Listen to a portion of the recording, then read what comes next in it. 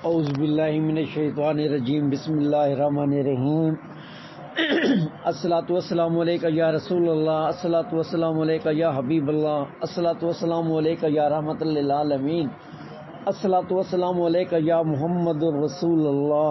صلی اللہ علیہ وآلہ وسلم۔ میں ثانی گدی نشین دربار عالیہ دادا حضرت پیر سید شاہ رسول حقانی رحمۃ اللہ علیہ اور میرے دادا محترم پیر سید ناصر الدین شاہ بخاری رحمۃ اللہ علیہ اور میرے والد محترم شہنشاہ روحانیت پیر سید ولایت حسین شاہ بخاری رحمۃ اللہ علیہ، اور میں صاحبزادہ پیر ثانی سرکار آپ لوگوں سے مخاطب ہوں۔ السلام علیکم ورحمۃ اللہ وبرکاتہ ومغفرتہ کل حال۔ میرے تمام دوستوں، بھائیوں، عزیزوں، اقارب، مریدین، بیرون ملک پاکستان میں تمام مسلم امہ اور میرے خاص طور پر سندھی بھائی کو پیار بھرا سلام، اور میرے بہن بیٹیوں کو بھی پیار بھرا سلام، اور جو میری ویڈیو کو دیکھتے ہیں اور میرے واٹس ایپ پر کمنٹس کرتے ہیں، واٹس ایپ پر باتیں کرتے ہیں اور مجھے اپنے مسائل کے بارے میں بتاتے ہیں، میں ان بیٹیوں کا، بہنوں کا تہ دل سے شکریہ ادا کرتا ہوں، اور ان کی محبت، ان کا پیار اس بھائی کے لیے، اس بیٹے کے لیے، تو میں جتنا بھی شکر ادا کرتا ہوں ان کا، تو میں خوش ہوتا ہوں۔ یا اللہ پاک کوئی تو ہے جو ہمارے لیے بھی دعا کرتا ہے، کیونکہ بہن بیٹیوں کی دعائیں جو ہیں وہ زیادہ قبول ہوتی ہیں۔ تو کافی دن گزر گئے، عید بھی آئی، عید سے پہلے بھی میں اپنی ویڈیو نہیں اپلوڈ کر سکا، مصروفیات کام کی بھی، اور پھر لوگوں کی آمد و رفت عید کے دن، اور کچھ مصروفیات ایسی تھی جس کی وجہ سے میں ویڈیو نہیں بنا سکا۔ کافی سارے آپ کے پیغامات آئے کہ ویڈیو اپلوڈ نہیں ہو رہی، نہ نوٹیفیکیشن آ رہا ہے۔ میں اپنے بہن بیٹیوں اور دوست احبابوں کا تہ دل سے شکریہ ادا کرتا ہوں، اور معافی بھی چاہتا ہوں کہ میں ویڈیو انشاءاللہ ہر روز میں اپلوڈ کیا کروں گا، اور بذائب بھی آپ کو بتایا کروں گا عملیات، اور انشاءاللہ آنے والے دنوں میں آپ کو میں روحانیت کی ایسے ٹپ دوں گا جس سے آپ کی روحانیت بھی بیدار ہوگی، کافی سارے آپ کے مسئلے بھی حل ہوں گے انشاءاللہ۔ اور میرے لیے بھی دعا کیا کریں کہ اللہ پاک مجھے ہر اس مصیبت سے دور رکھے اور ہر اس آفت سے دور رکھے جو میری قسمت میں ہیں، اور آپ کی دعاؤں سے وہ مصیبتیں، بلائیں ٹل جائیں گی۔ آج کافی سارے وظائف تھے لوگوں کے پوچھنے کے مسائل۔ لوگوں نے مجھے کہا کہ ہم اتنے مسائلوں میں گھرے ہوئے ہیں، ایک کرونا وائرس کی وجہ سے بھی مسئلہ آیا ہوا ہے، یہ ایک سازش رچائی ہوئی ہے، بس ملک کو تباہ کرنے کے لیے، پوری دنیا کو تباہ کرنے کے لیے یہ ایک سازش ہے۔ اللہ پاک ہمیں اس سازش سے بچائے، اور جب اللہ پاک ناراض ہوتا ہے، فصلیں تباہ ہو جاتی ہیں، تو دعا کیا کریں سب مسلمان اور تمام مسلم امہ کے لیے کہ اللہ پاک ہمارے کسان بھائیوں کے لیے، اور جو ان کی فصلیں ہیں، جو میں سنتا تھا کوئی ایسی بیماریاں آ گئی ہیں، کوئی ٹڈی وغیرہ آ گئی ہے، یا کچھ مسئلے ایسے آ گئے ہیں، اللہ پاک میرے ان کسان بھائیوں کی فصلوں کو بھی محفوظ رکھے اور انہیں اس بیماری سے چھٹکارا حاصل کرے جو فصلوں کو کھا جاتی ہے۔ تو چلتے ہیں، آج میں آپ سب کو کے لیے ایک ایسا عمل لے کے آیا ہوں جو میرا آزمودہ بھی ہے اور مجرب بھی ہے، اور میں وہی وظیفے دیتا ہوں جو میں خود کرتا ہوں۔ جتنے بڑا بھی مشکلات ہوں آپ کی، بڑی چاہے پہاڑوں کا انبار ہو، جو آج میں آپ کو وظیفہ بتا رہا ہوں، انشاءاللہ 21 دن آپ اسے کریں، جتنے بھی آپ کے مسائل ہوں گے پہاڑ جیسے مسائل بھی ہوں وہ بھی آپ کے حل ہو جائیں گے۔ اور سب سے پہلے کوشش کریں کہ صبح کی نماز پڑھنے کے بعد، کیونکہ باوضو ہوتے ہیں آپ، 10 منٹ بھی نہیں لگیں گے، وہیں بیٹھ کے نماز کے جائے نماز کے اوپر آپ نے یہ وظیفہ پڑھنا ہے۔ اول آخر درود ابراہیمی پڑھ لے، اگر کسی کو نہیں آتا مجبوری ہے تو وہ چھوٹا وظیفہ بھی پڑھ سکتے ہیں۔ جب آپ 11 دفعہ درود ابراہیمی پڑھیں گے، اس کے بعد آپ نے 11 دفعہ سورۃ فاتح، 11 دفعہ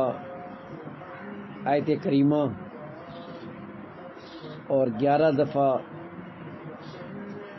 چاروں قل، سورۃ اخلاص، سورۃ فلق، سورۃ ناس اور دوسری سورۃ کافرون، چاروں آخری صورتیں، اور پھر درود پاک پر اسے بند کر دیں۔ صبح کا ٹائم رکھیں آپ کی مرضی، یا ہر نماز کے بعد رکھیں آپ کی مرضی، یا سونے سے پہلے کرنا چاہیں آپ کی مرضی، جو آپ کو ٹائم اچھا لگے، کیونکہ صبح کی نماز کے بعد روحانی طاقتیں ہلچل میں ہوتی ہیں، اور رات کے بعد کریں گے تو پھر سونے پہ سہاگا ہے۔ روحانی طاقتیں اس وقت پورے آسمان کے اوپر گردش کرتی ہیں، اور جس سے آپ کا کام آسان ہو جائے گا۔ صبح بھی بہترین ٹائم ہے اور رات کا بھی بہترین ٹائم ہے، ان میں سے جو ٹائم آپ کو اچھا لگے وہ آپ کریں،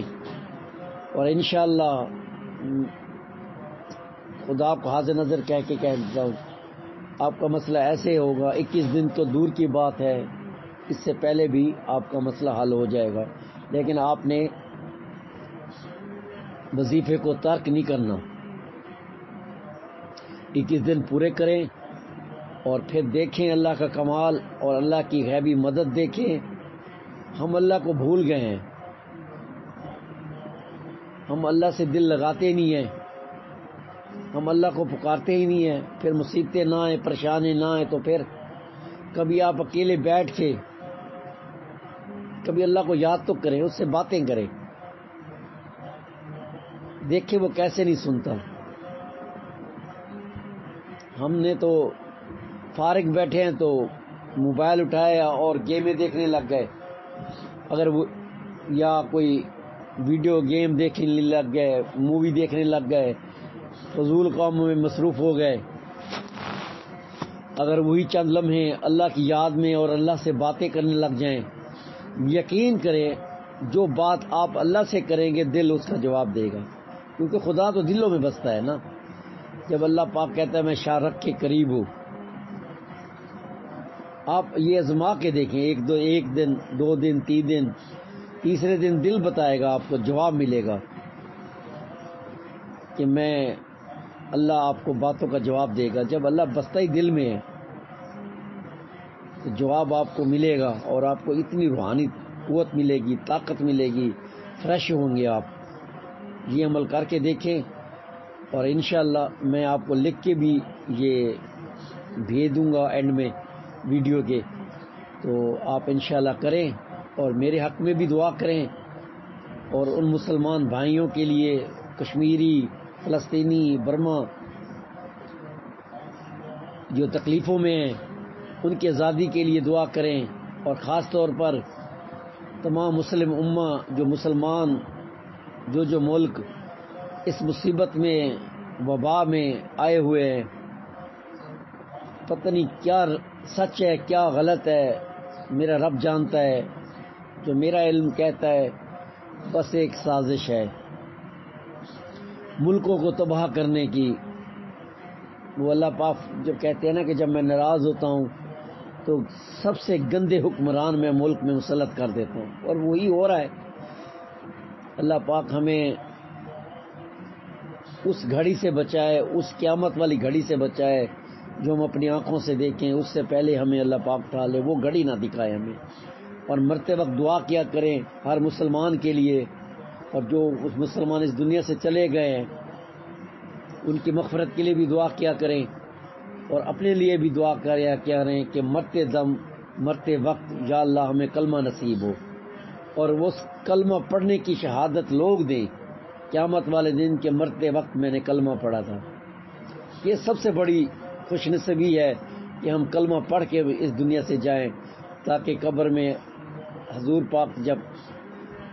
سامنے ہو تو ہم شرمندہ نہ ہوں کہ اس کا امتی ان کو پہچان نہیں سکا۔ دعا کیا کریں تمام مسلمانوں کے لیے، اور خاص طور پر مصیبت کی گھڑی میں اپنے غریب بھائیوں کو، دوست احباب کو جو بیچارے ان مراحل میں ہیں وہ ان مشکلات سے گھرے، اور اپنی نظر ان پر رکھا کریں، تاکہ قیامت والے دن اللہ پاک یہ نہ کہے کہ آپ کی وجہ سے آپ کے ہمسائے کو کوئی تکلیف ہوئی۔ اللہ پاک فرماتے ہیں کہ میں اپنے حقوق تو معاف کر دوں گا، لیکن میں حقوق العباد معاف نہیں کروں گا۔ تو اس لیے کوشش کیا کریں کہ نظر رکھیں اپنے ان دوستوں پر، بھائیوں پر۔ لیکن آج دور ایسا ہے، نظر تو دور کی بات دیکھنا بھی گوارا نہیں کرتے۔ جس کے پاس چند سکے آ جاتے ہیں وہ سمجھتا ہے کہ دنیا کا سب سے امیر ترین انسان ہی میں ہوں، لیکن یہ نہیں دیکھتا کہ اللہ کی نظر میں وہ سکے اور دولت کسی کام کی نہیں ہے، اور کام آگے آنے ہیں تو اعمال صالح کام آنا ہے، نیکیاں آنی ہیں، جو اس وقت کوئی ایک نیکی کسی کو نہیں دے سکے گا، نہ بھائی، نہ بہن، نہ باپ، نہ بیٹی، نفسا نفسی ہوگی۔ اللہ پاک اس گھڑی سے بھی بچائے،